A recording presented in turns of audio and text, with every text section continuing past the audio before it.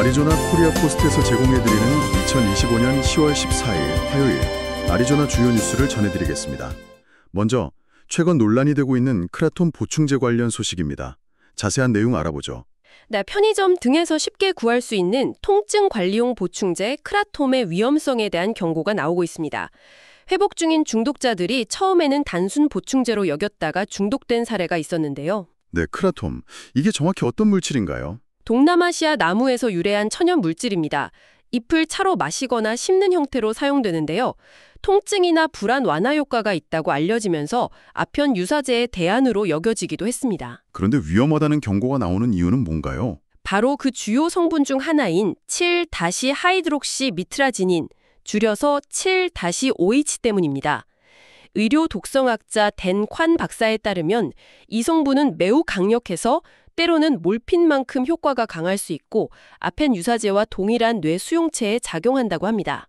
천연물질이지만 실제로는 마약성 진통제와 유사하게 작용할 수 있다는 거군요. 네, 그렇습니다. 문제는 화려한 포장으로 편의점 등에서 쉽게 구매할 수 있고 빠른 효과를 약속하며 판매된다는 점입니다. 금단 증상 역시 아편 유사제와 유사하게 떨림, 오한, 메스꺼움 등이 나타나고요. 중독 치료 시에도 헤로인이나 펜타닐 치료와 동일한 해독 약물이 사용된 정도입니다. 규제는 어떻게 진행되고 있습니까? 2016년에 미 마약단속국 DEA가 규제 물질로 지정하려 했지만 데이터 부족 등을 이유로 실패했습니다. 현재는 크라톰 전체보다는 이 7-OH 성분 규제에 초점을 맞추고 있습니다.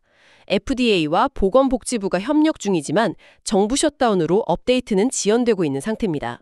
네, 규제 공백 쪽에서 판계사 계속되고 있다는 거군요. 관련 소식 계속 주시하겠습니다. 다음 소식입니다.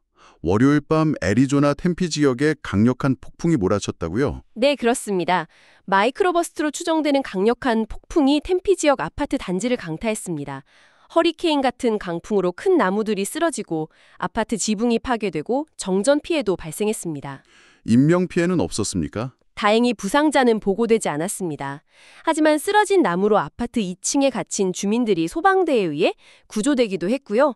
천장이 갈라지고 침수 피해를 겪거나 집 입구가 사라진 주민도 있었습니다. 피해 규모가 상당했군요. 네, 이번 폭풍으로 130명 이상의 이재민이 발생했습니다. 템피시와 적십자가 임시 대피소를 마련해 지원에 나섰습니다. 현재 복구 작업이 진행 중이지만 정확한 복구 일정은 아직 불확실한 상황입니다. 네, 갑작스러운 기상이변으로 인한 피해 소식이었습니다. 이런 폭우는 주택 자체에도 영향을 미칠 수 있죠? 맞습니다. 폭우는 단순히 지붕 누수뿐만 아니라 주택 기초에도 구조적인 문제를 일으킬 수 있다는 전문가의 지적이 있었습니다. 주택 기초 문제요? 구체적으로 어떤 점을 주의해야 할까요? 주택 검사 전문가 노엘 차일즈 씨는 크게 세 가지를 지적했습니다. 첫째, 집 쪽으로 물이 흐르도록 경사진 조경, 즉 마이너스 경사고요. 둘째는 일부 지역에 점토 함량이 높은 토양인데 물을 흡수하면 지지력이 약해질 수 있습니다. 마지막으로 신축 주택 주변에 물을 흡수하거나 방향을 바꿀 조경이 부족한 경우입니다. 그럼 어떻게 대비해야 할까요? 차일즈 씨는 폭풍 후에는 집 주변을 점검해서 기초 균열이나 토사 유실이 없는지 확인하고 정기적인 지붕 검사와 주택 도색 유지도 중요하다고 권고했습니다. 골반 위에 리듬 타 육소포발 미쳤다 그래 이 맛이지 그래 이 맛이야 새로운 피닉스 핫플 한국의 맛이 취향 저격 그래 이 맛이지 그래 이 맛이야 김치 코리안 바베큐 김치 코리안 바베큐는 4214 웨스트 던랩 애비뉴에 위치하고 있습니다. 문의 전화 480-234-5375. 날씨 이야기가 나온 김에 올겨울 날씨 전망도 알아보죠.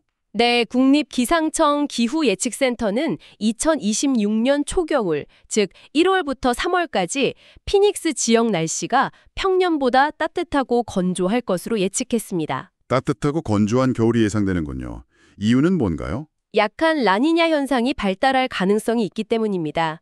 라니냐는 보통 미국 남부의 따뜻한 겨울과 가뭄을 유발하는 경향이 있습니다.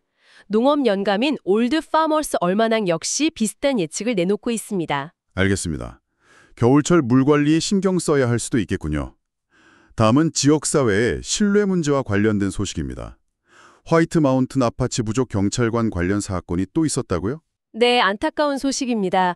화이트 마운틴 아파치 부족 경찰국의 멜리사 워드 형사가 월요일 쇼로 지역 월마트에서 물품을 훔친 혐의로 체포됐습니다. 경찰관의 절도 혐의라니요.